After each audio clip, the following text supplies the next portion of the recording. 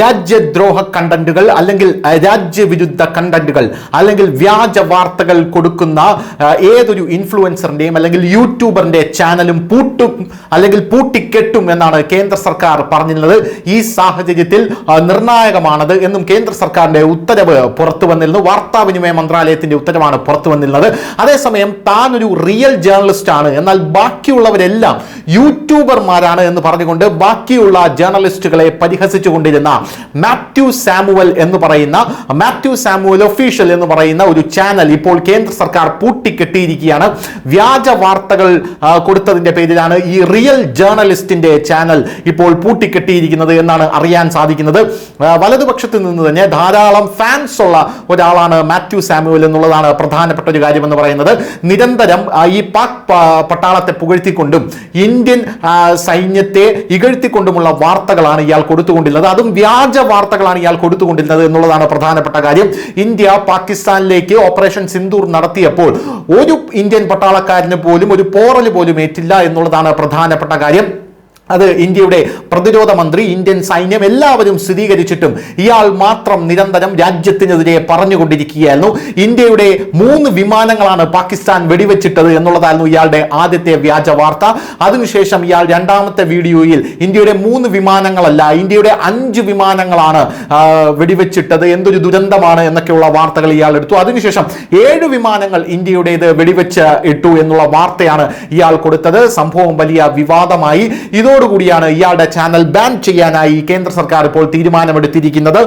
ഇയാളുടെ YouTube ചാനലായിട്ടുള്ള Mathew Samuel official ഏകദേശം 3 ലക്ഷത്തോളം സബ്സ്ക്രൈബേഴ്സ് ഉള്ള ഇയാളുടെ ചാനലാണ് ഇയാളുടെ കഞ്ഞി കൂടി മുട്ടിച്ചുകൊണ്ട് ഇപ്പോൾ കേന്ദ്ര സർക്കാർ യൂട്യൂബിനോട് പറഞ്ഞ് ഇന്ത്യയിൽ ബാൻ ചെയ്തിരിക്കുന്നത്. ഇയാളുടെ ചാനൽ നമ്മൾ കാണാനായി ശ്രമിക്കുമ്പോൾ അവിടെ വരുന്നത് this content is currently unavailable in this country because of an order from the government related to national security or public order എന്നാണ്. അതായത് സുരക്ഷയെ തന്നെ ബാധിക്കുന്ന കണ്ടന്റുകൾ ഇതിനകത്ത് വരുന്നത് കൊണ്ടാണ് കേന്ദ്ര സർക്കാർ ഇത് ബാൻ ചെയ്തിരിക്കുന്നത് എന്നാണ് ഇപ്പോൾ യൂട്യൂബ് നമ്മളോട് പറയുന്നത്. രാജ്യത്തെ സുരക്ഷ അതീവ പ്രധാനമാണ്. മാത്യു സാമുവൽ എന്ന് പറയുന്ന ഈ ഫേക്ക് ജേർണലിസ്റ്റിന്റെ ചാനൽ മാത്രമല്ല, ഇതുപോലെ രാജ്യവിരുദ്ധ കണ്ടന്റ് കൊടുക്കുന്ന സുഡാപ്പികളുടെ ഓമനപുത്രനായിട്ടുള്ള മീഡിയ വൺ അടക്കമുള്ള ചാനലുകളും ഇതേ തുടർന്ന് വലിയ ജാഗ്രത പാലിക്കേണ്ടത് അനിവാര്യം തന്നെയാണ്.